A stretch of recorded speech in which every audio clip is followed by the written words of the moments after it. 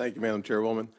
Thank you for holding this hearing today, and thank you to the panelists for being a part of the conversation, which is obviously a very timely conversation as we look at this as a geopolitical tool, using our resources in an effective way. I think also it's important to note that later this week, the committee will hold an important vote for the future of American natural gas production with the nomination of Ms. Rhea Suh to become the Assistant Secretary for Fish, Wildlife, and Parks. In fact, it's almost hard to ignore the dichotomy that exists between the strong support for natural gas and production and LNG exports that have been displayed at this hearing, and Ms. Suh's stated opposition to increased natural gas production. My first question to Dr. Montgomery or Mr. Goldwyn is that in both of your testimonies, you've essentially said that an immediate announcement of unlimited LNG exports by the U.S. would signal competition to Russia that could impact their contract prices with Europe. Do you think the same could be said or is true if the U.S. immediately allowed crude oil exports as well? Dr. Montgomery? Thank you, Senator Scott.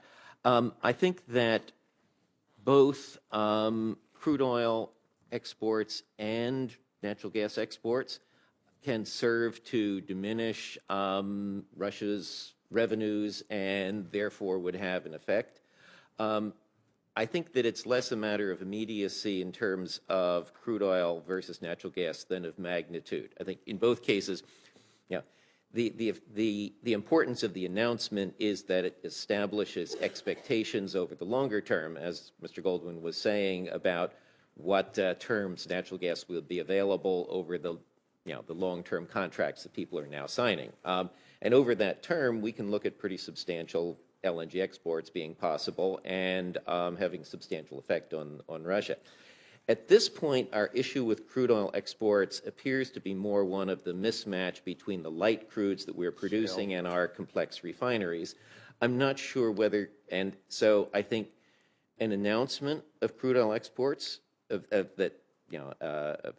policy toward crude oil exports would certainly have a signaling effect.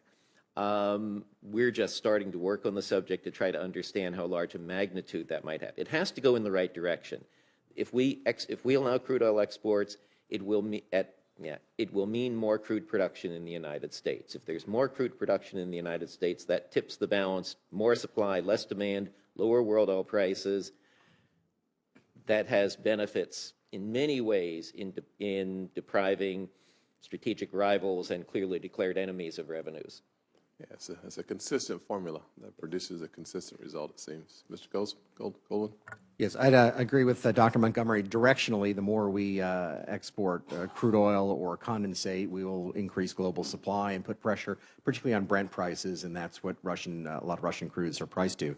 And right now at Brookings, we have a task force on assessing crude oil exports. In fact, we've commissioned Nira and Dr. Montgomery to do the econometric study, much as was done on LNG exports, because everyone's asking this question about whether there will be a day of reckoning. And I think it's clear that there will be a day of reckoning when we will maximize how much we can use light tight oil in our refineries or to Canada or topping, and then it will start to impact production negatively. The question of when that day of reckoning is a complicated answer that needs some serious analysis.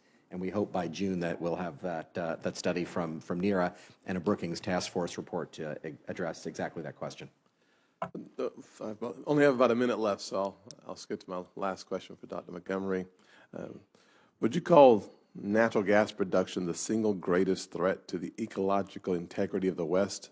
And if the Obama administration or any administration held that view, how could that mindset impact natural gas production in the future of U.S. LNG exports? I do not think that natural gas production is a major ecological threat. I think that natural gas production can be carried out in an environmentally sensitive way that avoids harm to ecologically important regions, that's consistent with wildlife preservation. My son lives in Colorado too. He's an avid environmentalist, and he works doing oil and gas exploration. And I think there is a great deal of misinformation and sheer fear-mongering about the effects of shale gas production, many of the claims being completely untrue. Tried to study the geology. There is just expert opinion is quite clear that fracking does not produce groundwater problems. The problems, if they exist, are because of wastewater disposal practices. But anyway, without getting into the details, it is clear industry wants to solve this problem. They've worked closely with the governor of Colorado to develop a set of regulations that they agree in a bipartisan way, and I'm sorry, Senator Udall isn't here to take credit for this too. It can be done without, I mean, everything we do has a risk, but it can be done with nothing more than manageable risks to the environment. Thank you, Dr. Montgomery.